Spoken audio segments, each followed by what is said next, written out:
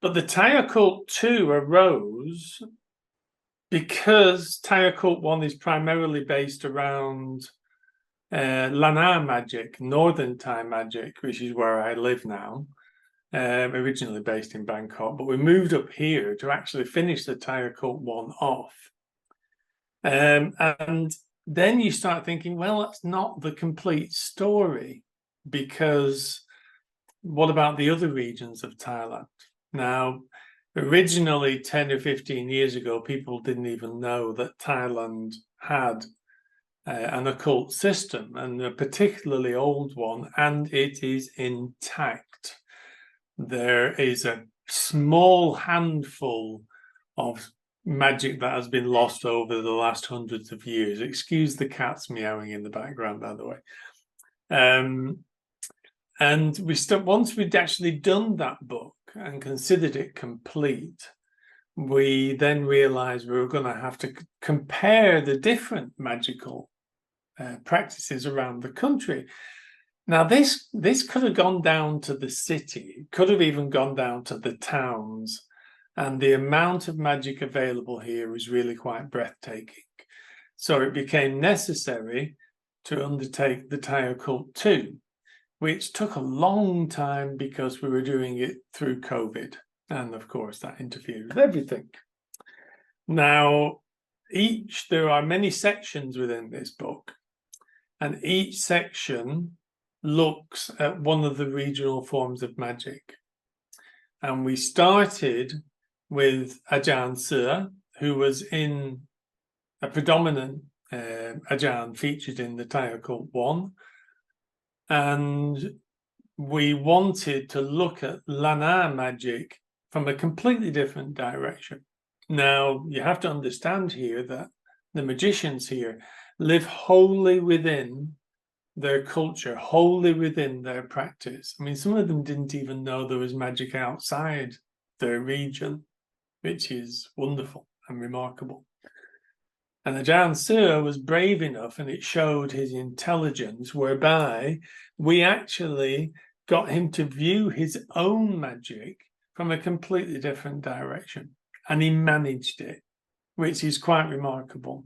And really, his work on describing the Lanka system is one of my favorite pieces in the book, because he broke it down in a completely different way from the Thai Occult 1 and brought a new understanding of it that will help people with the information in the first large book. I was very proud of him for it as well. Not an easy thing to do. From Lanka magic, we then, I'm looking down at the book to see the list of chapters, by the way.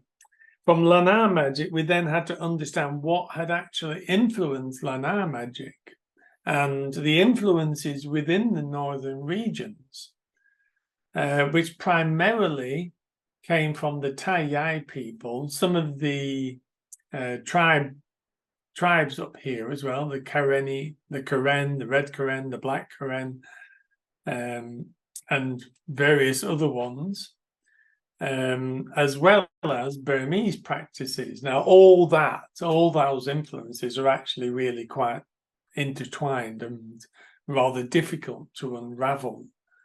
But we then had to consider how we were going to look at the Thai influence, Thai Burmese influence on Lanka magic. Now, we started with one source that we knew of, which was the temple Wat Ba Charantam, just north of Chengdao, which is a beautiful area of the country. City of Stars, it translates as, and you can go up and view the stars and view the Milky Way properly up there.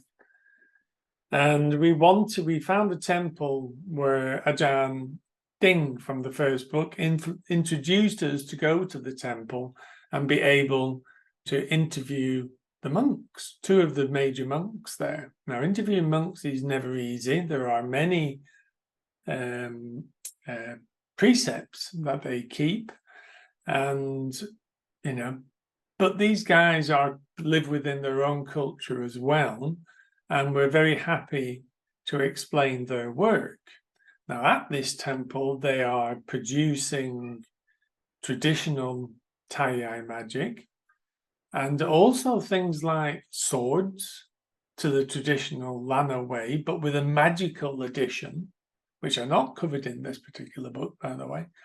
But they're kind of keeping all the magical practices alive up there, and they produce some of the finest meatmore, which is the name of a magical knife that from this region that we've ever seen. It's produced in the correct way. Well, I'll go back to that later when we'll finish this on a discussion of magical knives. And they sat down and explained the intricacies of the magic of making the Mulling Bull, which is the golden bee, the bee amulets that we have up here that have to be carved from a certain part of old cartwheels, the center part that rotates the quickest. It's in constant rotation, which relates to the fact that the bees are also constantly working to rotate your good fortune and the magic that comes to life, constantly renewing it. And they use Mercury as well. Now, we couldn't interview them about Mercury at that point because they don't collect their own Mercury, which again, we'll come back to shortly. These guys are there to make the bees and the knives, also swords, and now they've started producing traditional Thai Buddhas, which are just phenomenal. And I'll be showing photographs of them in a year or two because we're going to have a couple made for our home. It's a very involved process and really expensive. So they'll not be for sale. So the Thai are particularly known for herbal mixtures and blessings. Their blessings can be done for a year or longer, depending on what it is. And we were sent for this, to talk to Kruba Apiwat. Now, Kruba Apiwat, we have managed to get to through an introduction from Ajahn Permrung, again, an Ajahn in the first book, and also he's in TTO2 as well, because he's now a Lucid of Kruba cats. And we managed to go and interview one of the experts in this form of magic and one of the most respected monks in the northern region. So he could explain that he follows a witcher, the legendary monk called Kubawat Mai Hong, who is famous for producing a si pung, which is a balm that was made in a graveyard and was done through a witcher that is lost now, whereas the magicians up here are looking for it. They'll find it in the end, but it's lost. But the legend of it says that they dug up a freshly buried dead pregnant lady, and a good-looking man sat behind her, held her hands and the stick in one hand, so both hands, and the stick was in one hand as well, and helped her mix the materials in the monk bowl that they were using to make the sea punk. And I've always wondered how they knew this was all controlled by the saying of Qatar. And I've always wondered how they knew when to stop. And we found out later that they stopped when it felt like the corpse was mixing the monk bowl by itself. So we had a long chat with Kruber about this. Kruber says we don't know, or we can't be sure, we can't separate the legend from the reality of that. So that was an example of a high monk just stepping back a bit from information of that type, yeah, because he can't be sure that it was made in that way. Now, one of the great skills of Kruber Apiwat is his use of Mercury. Now, this is not Mercury that is bought from a store, from a maker or refiner of Mercury. That has little power. That can be added to through a magician, but it's too pure almost. The northern Thai people seek Mercury from nature, and it turns out with later investigation that there are many ways to collect Mercury from nature. And there are specialists that do this for Ajarns. Ajarn Apichai does not collect his own natural mercury. He has a specialist, and that's all he does. Collect mercury, take out the poison, because they have to remove the poison. Otherwise, it's lethal in the end if you use it too much. And it turns out, Kruber described the process of doing this, and it's usually from brackish water. And he made a pot. He got a pot, and inside was put rotten meat and a metal bar that was made, a chunk of metal that was made roughly from melting down sacred and profane metals. So that's like broken Buddhas, coffin nails, the hinges from old watts, things like that. Yeah. And so they had wrought with sacred and profane metals. And then he covered it, buried it for, I'm not sure of the period, I think maybe up to a few weeks. Now, at some point, he'd go and check it. And if there was a film or coloured reflective water on top, it was time to harvest it.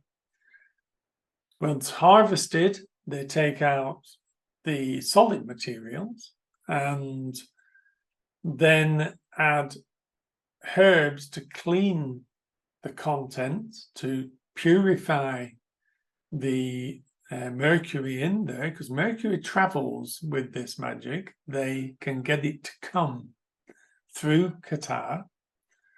And he said they ended up with about that much. Yeah, like the end of a little finger of mercury. I'm just going to introduce my cat. This is It's a Cat, and we have another cat called Lovely Cat, and they wanted to obviously be on the video. So you go down there, It's. That mercury, that amount of mercury was then had normal mercury added and went through a long blessing process and was then mixed with a collection of handwritten takruts. A takrut is like a square of metal with a spell on it. So they wrote hundreds and hundreds of takruts, melted it, cast it into shape. And if you wait 1 minute, I'll show you what.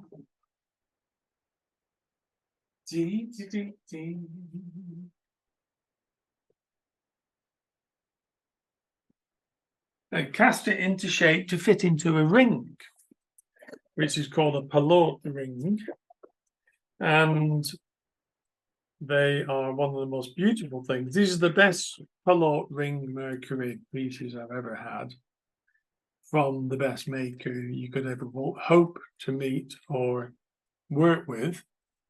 And they look like that. There you go. I think that's in there. You can see the side, and the back has a stamp on it. And this went through 1 year of blessings, where the monks would get together to do different, recite different kata, and it would take, each time they did it, they would do I think it was like 512 repetitions or something like that of a certain kata, and they would keep checking the palod, it's called, keep checking the piece of palod for its quality. Now, as I say, these are the best ones I've found, and they cleanse the body. They remove toxins from the body. When you wear them, you can, at first, you can feel it traveling around a bit. And they repel all negative forces and act like a shield, basically. And nobody does it like the Thai Yai. When it's Burmese, he says he's going to get something else.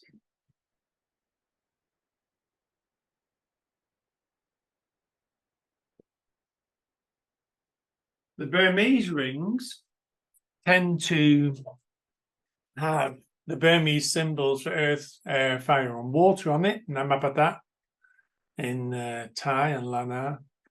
And they usually have a little P inside, which is to help your stillness. It's an old technique, average strength. But the better things are when they make 108 beads using the same technique, but much rougher. Yeah? So this was cut down from 108 and made into 27. So you go 4 times round for the traditional 108 repeats of any kata. And it turned out that this shows the way things start to connect here. Turns out that this takrut is part of the magic held by Ajahn Apichai. And as they have a witcher for Mercury prakam beads, the prakam bead is just the name for the string of Buddhist 108 beads. So I bought this from the Burmese border in long strings, 108 strings. Then we've turned it, blessed it in a different way, doubled the power, and it becomes a rather spectacular piece. So you can see how all these things start to intertwine, but are still distinctively separate. There are elements of all the different forms of magic here that you can find within other regions, but that region will then have changed it over time.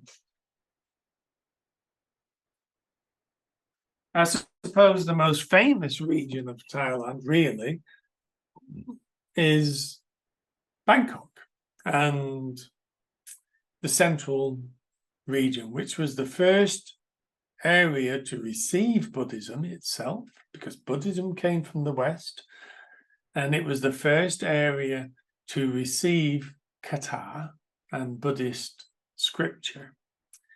There was periodic influxes from the West, from India, through Burma, which has always influenced Thai magic, but magic has always also been here originally, because some of it is very old, pre-Buddhist, and it's still very useful to this day.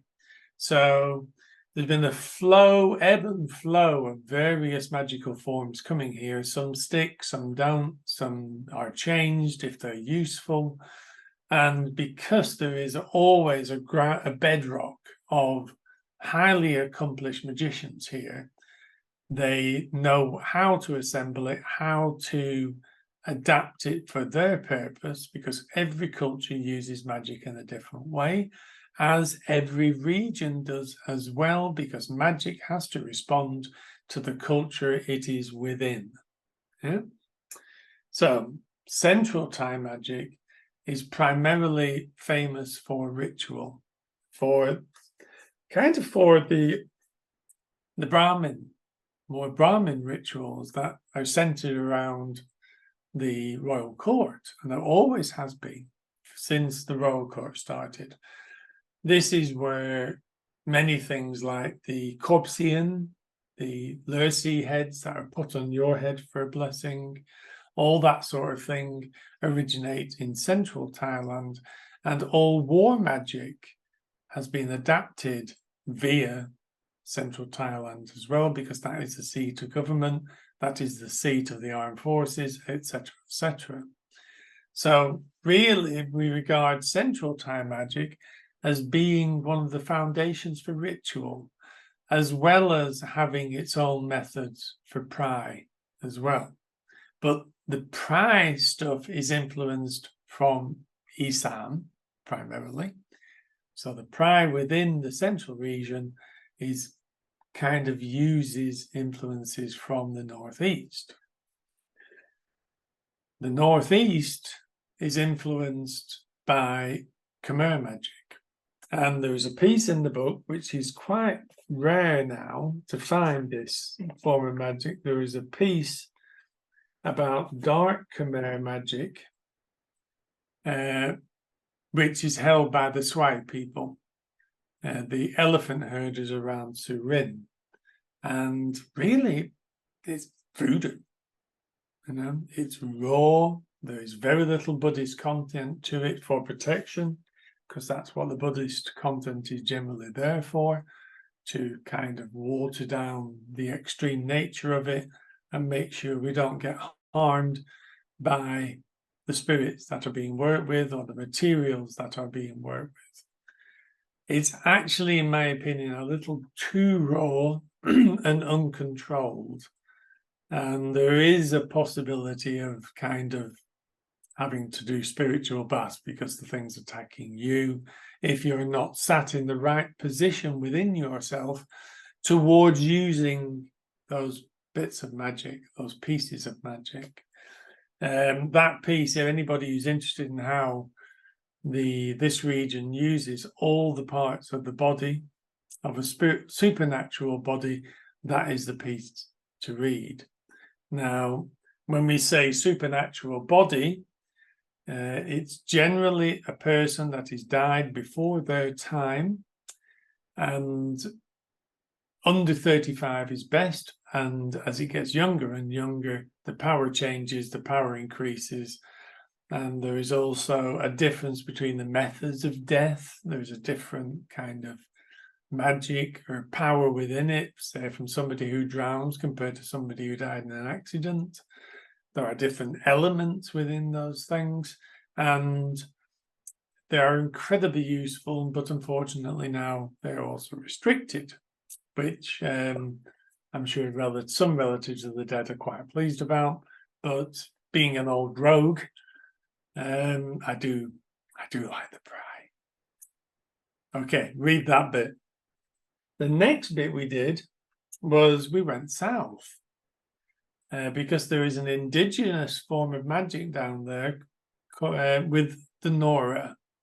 The Nora nowadays is more like a dance, and it's like the way to connect to yourself for the people, the Nora people in the south, the people who are from the Nora, part of that tribe, part of that culture, because they have to keep their ancestral links, otherwise things can start going a bit wrong in life. So when something goes a bit wrong, they will often call in the Nora magicians, in which case we interviewed Ajarn Joe, who is a fabulous fella. And we went to one of the family ancestral meetings with him, which was a fascinating experience. As with all these things, then other things start to arise. Once you look at something here, it's like it wants to be known.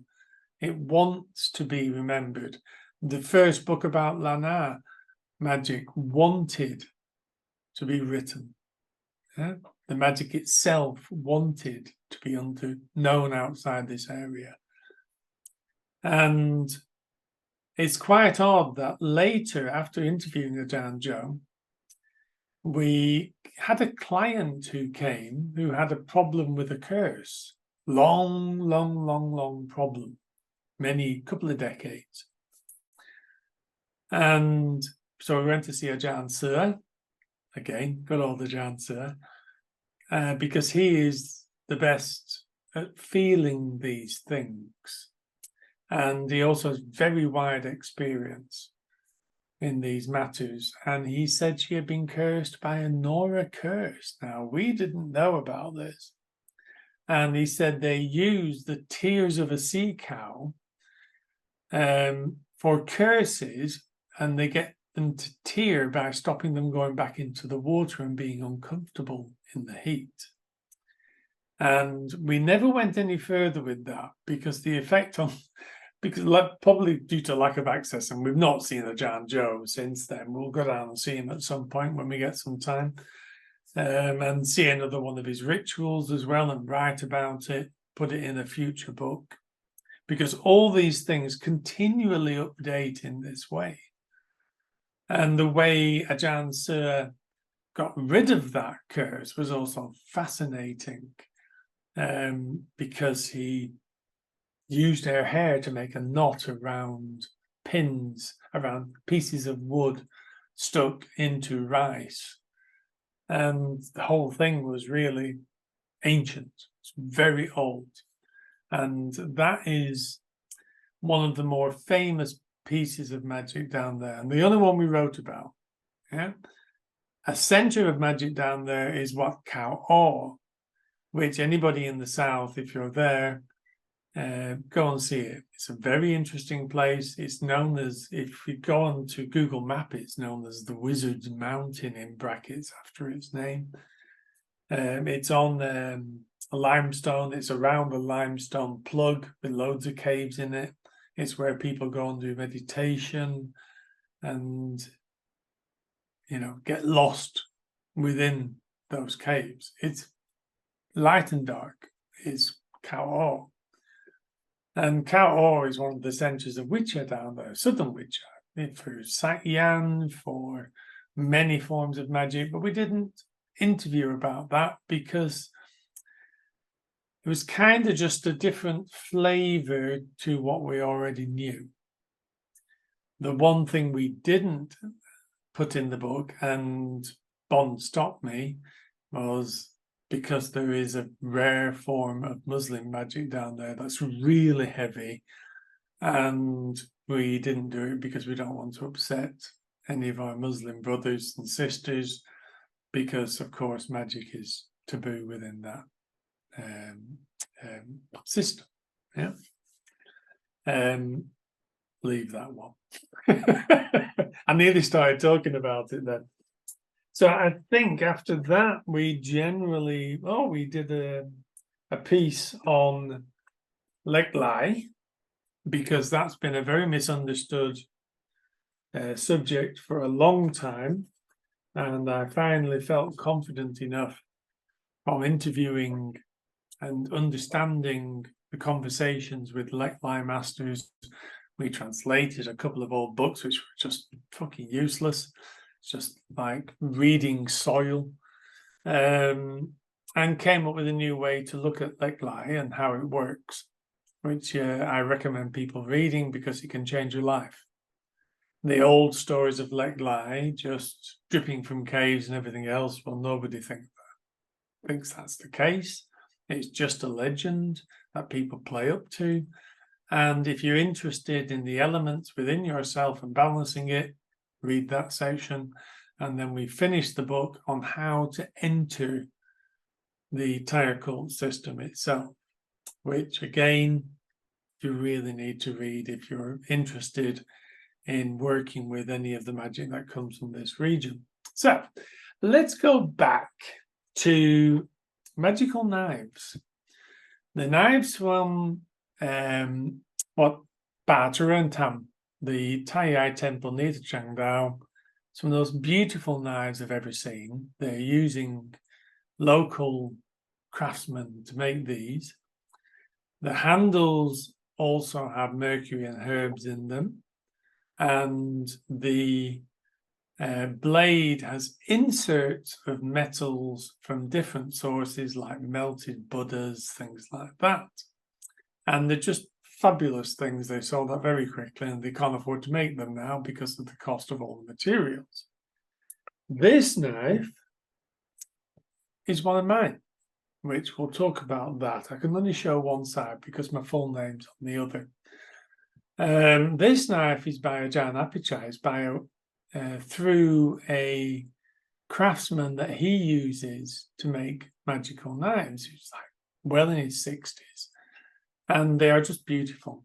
The blades are correctly made with a mix of sacred and profane metals. They are all scripted, as you can see. The other side has my name on it because it was made according to my astrology. The handle has Mercury, and you can see how things have been inserted into there. Magical knives in this region are useful. We leave them on the altar, the deity altar, always slightly open, so it's always working. It's to keep away any malicious spirits coming near the altar. They are used in traditional ways like bounding an area, you know,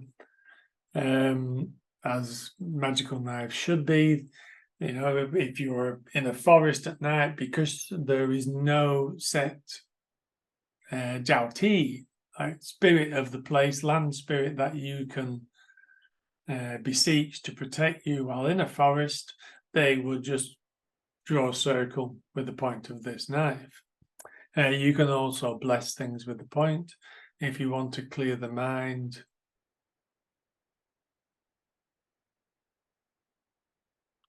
Put it on your third eye, which feels great.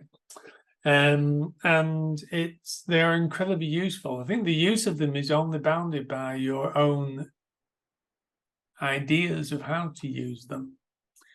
You can come up with many ways how to use these things. There is a long katana, which is normally quite long, and the katana for this one is tasit ne pawikat sa ne ulopu susat wi pusang pa, and then you would blow.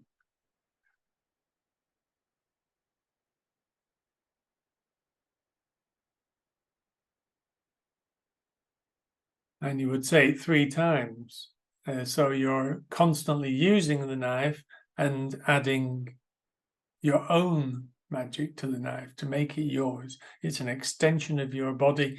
You can use it like an extension of your body.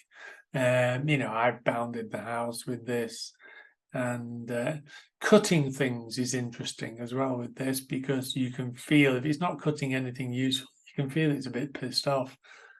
And they are undervalued, really. These are only limited, the use of these is only limited by your own intellect. And yes, you can attack people with them, not physically, just with a knife, but I'm not going to explain how to do that. So that knife is activated. It is blessed and activated. Now we'll discuss my new knife, which is a double knife. And again, it's scripted. I love this. And it's from a really special place called Leklai. Now, the Leklai is what we call tonasit, in that it has, I'm just trying to get the bloody thing back in the hole, in that it has a power in itself. This doesn't need a blessing, this type of metal. It comes from, it's the oldest source of ore for making knives, and there is even a mine in that area, which I don't know where it is, that's only used for the king for making spiritual swords and knives. This was made there in one of the foundries at Leklai, and they're always very inventive with their designs and what they do. They make swords, the lot. It's marvelous. If you're ever in Thailand and want a sword, go. If you want a knife, go. You don't need to do anything else with it. There are kata for these that you can use, like a general knife kata. And again, every time you say the kata in the morning, you would blow onto the knife to pass on the magic that's been created through the sound that is passing out of the mouth of the guitar. And the more we use these things, the better they are and the better they become. And they're extremely useful for anything from, if you're going to collect pride from somewhere, you would take your meat more, and it will banish pretty much anything. Yeah? So that's that. That's a brief description of the Thai Occult 2. We are just about to release the Thai Occult 3 as well, and as a Tamboon edition to support the Temple of Ajahn Apichai's master. And we will then look at expanding that volume to come out hopefully through Miskatonic Books. And the thing about a Thai Occult 3 is that it is one magician and one witcher, one form, or the form of magic that his lineage follows. And I don't think this has ever been done. A bit like the rest of the books, to be honest. And we are also, this weekend, I am checking the edit for Thai Occult 1 because we're re-releasing it as well. So it's a very rare thing this year in that we're going to have all 3 books available. And there's nothing like these out there today. And it'll probably be that way for this generation, because I don't know how they're going to improve on it yet. Society will have to change before it becomes necessary to change the description of the magic, because magic responds to the needs of the people. Okay, I think we'll leave that and head back towards doing I think a Q&A, aren't we doing?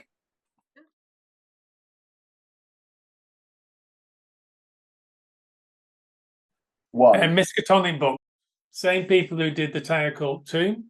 It's a fantastic privilege, to be honest with you, to be working with Larry and Jack Grail, and because Jack really loves these books. And actually TTO3 came about really because of a chat with Jack one time, and I thought, yeah, we're going to have to do that now, aren't we? Because we were talking about what encompasses an old magical system, how it works, what does it need, what do they do to continue it, and all that. And that's what Thai Occult 3 is about.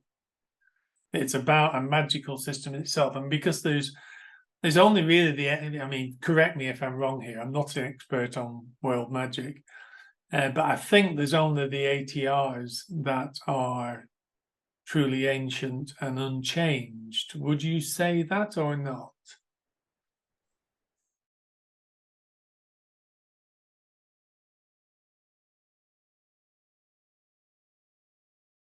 Cultural appropriation can seem ugly, yeah, but this would not count as cultural appropriation system itself. And because there's only really I mean, correct me if I'm wrong here, I'm not an expert on world magic, but I think there's only the ATRs that are truly ancient and unchanged. Appropriation, in my opinion, and Ajahn Apichai has actually come forward to help people understand this, to spread magic. Yeah, so it is about the idea of the magic. You're not, in the end, you're not going to create something in Thai magic. You're going to be able to understand the structure of how this works, to then look at it within your own culture. Now, there's one big block here that we are just not used to, and that's the lineage system. That's going to be the big one. But there are many, many other things that he looks at. And there's other things that will need to change as well. Like the Thais can, because magic uses astrology, the way they look at astrology has become changed to help the magicians themselves understand people who want to study magic. So if somebody comes forward to try to be a Luxit, which is what we call an apprentice here, they will check their astrology and be able to see them truthfully, because you can't hide from your astrology. Yeah, and so there's going to be lots of repairs doing. I talked to in TTO3, we also talked to Ajarns astrology master, beautiful man, the kindest eyes you've ever seen. His name is Ajarn Jirat, and he gave Ajarn Apichai everything. He gave him his whole knowledge after checking his astrology. Yeah. And he said, I interviewed him about this. He said, all astrology is the same. We do it in a slightly different way. Anything I can do, he said, anybody out there who thinks about it and comes up with a way to do it can find anything that we do here and be able to do it. They just need to work out. There needs to be a demand for it. That's the best way. That's the best way of saying it. Because, as I said at the end, talking about TTO2, all magic has to respond to the demands of the people. We have to look back and still be here. We have to pull from before and make it relevant to now. And one of the reasons this has worked here, with especially with me and the Ajarn Apichai, is because I can ask him relevant, I can request relevant forms of magic that he never gets asked for. And when I request it, he'll go, yeah, I can do that. And we've only found one thing he can't do, and that is Chinnamaster. They've got most of the Wicca for Indian deities, except for Chinnamaster, which is a great shame, because the imagery for Chinnamaster is just wonderful, you know. And I think the actual magic of Chinnamaster, what they're looking for, is incredibly difficult. That renewal is extremely difficult. There is a similar Wicca from Pramokkala. Now, Pramokkala was one of the fastest disciples of the Buddha ever to achieve enlightenment. And the Wicca itself is about the acceptance of change, the acceptance of dying to things. And I think part of Chinnamaster's magic is similar in that respect. Not an expert on Chinnamaster, I say very quickly. So what we're going to do, also with getting deeply into this, we're going to be able to make a Pramokkala. Now, this is about letting go of everything. And with the current astrology and the way things are moving, it's very relevant to be able to have this, because we're going to have to change at a very quick rate. And deeply within this, it will also help you change, if you need it to, from life to death, because it is about transition. It's about passing from one thing to another. And it's only possible because Ajarn Apichai can make one, but to make them properly, you need a monk, an old monk, who has already let go of the earthly plane. Because that's what monks do. They already die to the world before they actually pass away. So we need him. He's going to do it. He's 84, along Portugal. And they're going to bless it at the Waikru, his Teacher's Day on March 21st. And also script the books, the Tamboon edition. We gave 600,000 baht to help him finish his temple off, which is what, 15,000 quid, which is quite a lot of money. You know, all the proceeds from the 100 editions of TTO3 have been given to Long Portugal.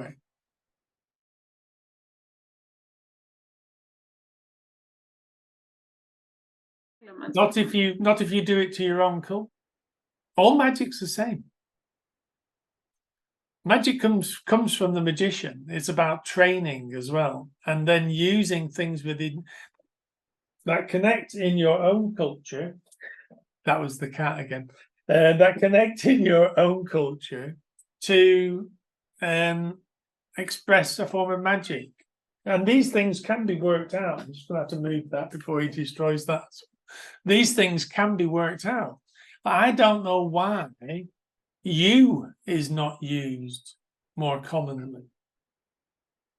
I mean, what the fuck? I mean, you is one of the oldest, most beautiful stories to it, because everything has to come from legend. You just need to work out how and what it would represent, and then work out how to bless it to be able to bring that forward. I'm sure you can think of every example of what is magical, what has power within itself, within the culture of each country of the West, that can be used within magic if you just spend a generation or two, take that long, yeah, to get it right and start a lineage system.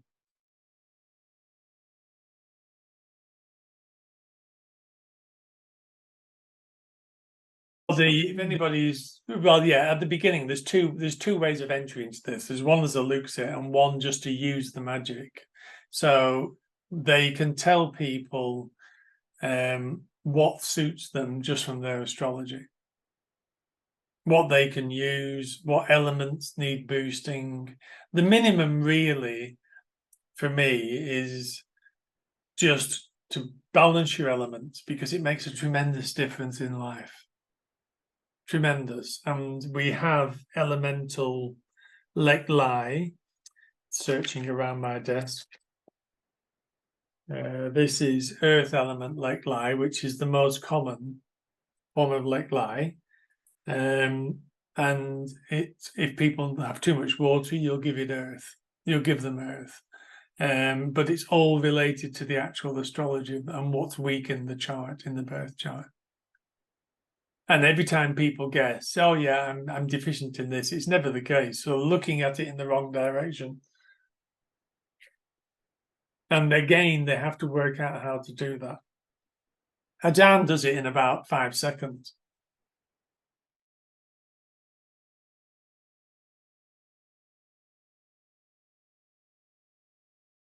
It's more difficult now, because about 4 or 5 years ago,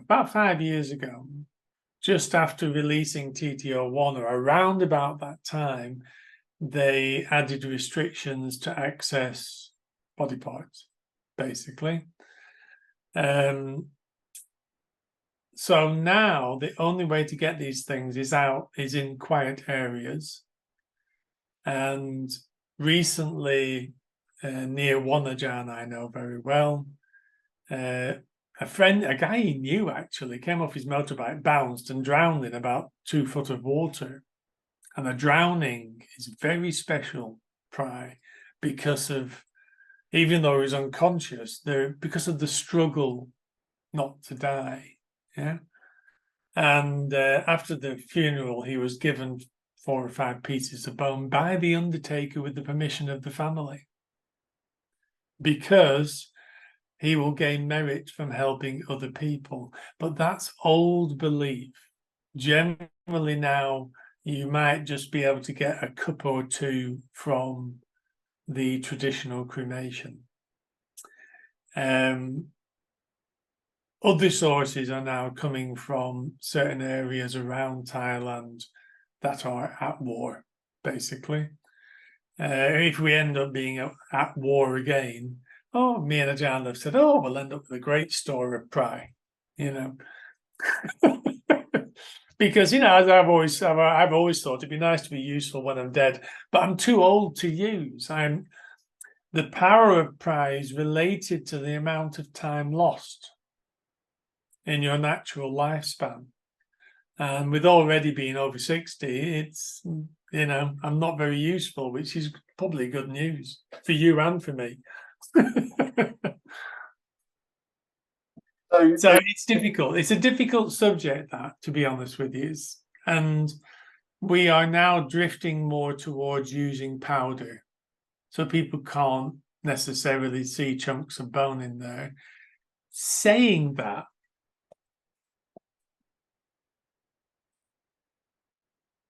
where is it?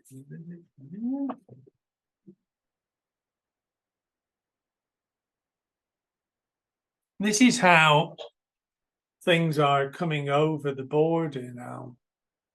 So that's the eye sockets. And that's the full top of the skull. It's called a full penang, which can either be made as one piece, and they're one of the very strong pieces of magic in this area. And this is female, and it still has weight to it, so there are oils in there. It came from being buried, which is a very good source. It's even slightly translucent. This will be cut and into like pieces about that big and used. So things are still available. It's just they come and go very quickly, and we don't keep a stock of these things. It's best not to. He says, showing it online.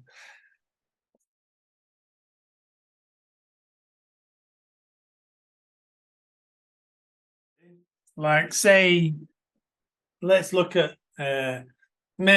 Menak is one of the famous ghosts here. She has a shrine in Bangkok. The story comes from 200 to 300 years ago. It's famous. There's been umpteen film versions and everything else. And in the end, she was a very violent ghost. Pitai Danglom. She died while giving birth. So it's an incredibly strong entity. And she's killed people and everything else. And eventually they had to bring in a very famous monk called Somdet Tor. And he took her penang to control her. Yeah, and that penang is rumoured now to be within the upper echelons of this society.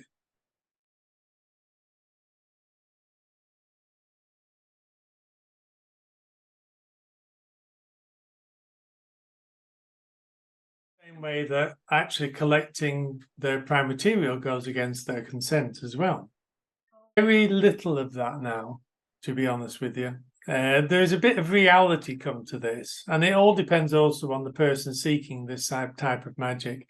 I get a lot of it. I fucking hate love spells, to be honest with you, because the people coming are just so desperate. Love a comeback. For fuck's sake, just get over it, move on, go to somebody else. Yeah. So that's, as you can tell from my attitude towards this, I do it once. Yeah, and it never works, or very, very rarely works, because it's already broken, and you can't force people to love you. What do you want, a zombie? What do you want, somebody, what's the point of that? It's just, it's coming from the people who want the magic, and eventually it's like when they want somebody hurt, Ajarn will just say, I'm not killing people. Yeah, I'll give them a slap. I'll put them in a depression for 3 months, but I'm not going to kill them. I don't even know if they're telling him the truth. Yeah, so there's a balance with everything. And people get the oddest ideas about things. And usually it's through trauma and excessive love and excessive obsession. And the process of going through it is also a process of helping them understand that you can't always have what you want. And sometimes it is time to move along. So Buddhism is in there.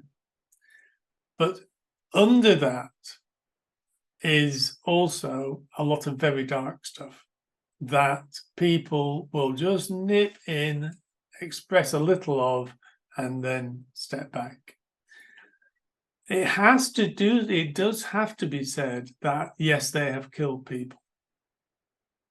Yeah, because there is something called righteous anger and a desire for honor and to restore something. Yeah, somebody just done something terribly wrong to people and justice has been denied. I have been there during one of those processes, and the family, all of them, came, and I just sat back and kept out of the way and listened. And they beseeched the Ajarn to bring them justice because their daughter had been raped by somebody important. Yeah. Ajarn said, well, you're going to have to make a lot of merit for me. Yeah. And he checked out the family and checked out the story, and the guy was dead 3 months later. And I was called up by my mutual friend. She said, come now, the family has come back. The tears on that day and the praising of this particular Ajarn was something to witness.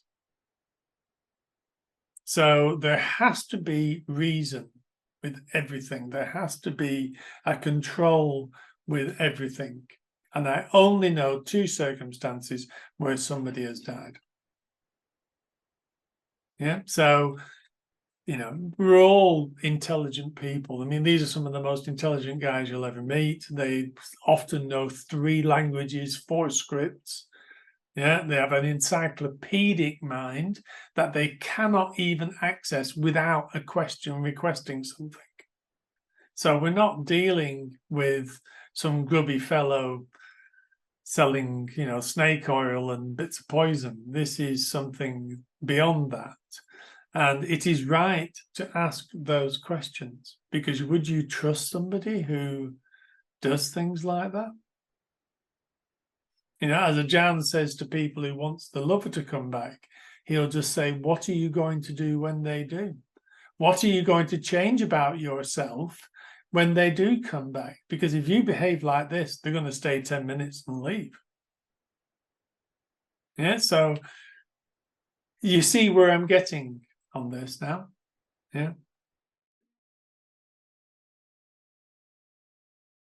It's very difficult, to be honest, angels. Well,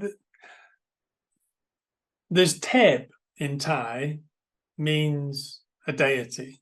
Yeah, but there is also Teb also means an angel. So there are pretty much all the Indian deities are available, but very rarely made because the Thais are too used to them. Ganesh is popular. Yeah. You know, we have explored what's available as a witcher for the Indian gods, but they're not really an angel, are they? They're a deity. So there is a form of shrine that I've never got to the bottom of this yet, and I've never seen one, whereby on my right now is my altar. Yeah, there's 5 statues and 1 or 2 amulets. It's very small, and it faces west. Upstairs is my deity altar that faces east or north, or anywhere in between. Yeah, this one faces the rising sun, but you can also have an altar that faces south to the angels, and I've never seen one, and I've never got to the bottom of it. My inference with this is that some of the tree spirits and some of the higher form of land spirits are angelic. They have risen. Yeah? Pride beyond the natural limit can lose its spirit or lose its power, or in effect it changes into being a deity that enjoys the praise of the people and the merit they give. Merit helps them rise to being a deity, to being an angel. Yeah.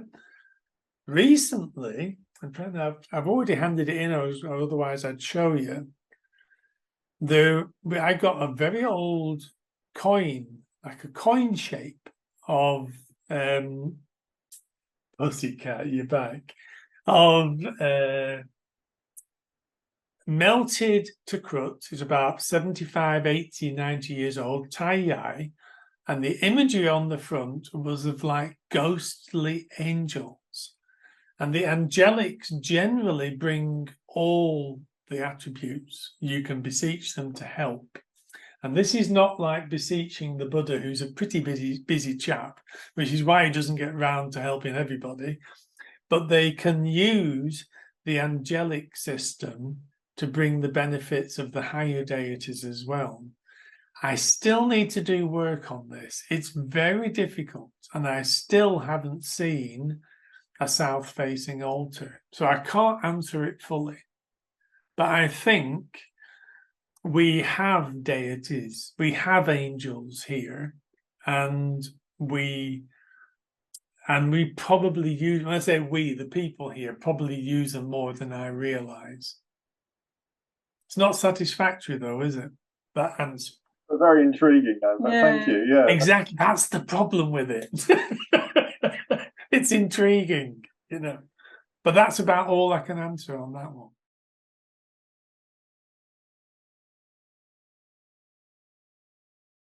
It's a different beast, and it looks like when I was last at the temple to see to give the 500,000 baht. We gave 100,000 baht as a deposit of intent, and then went back with 500,000 baht to give to Luang Por.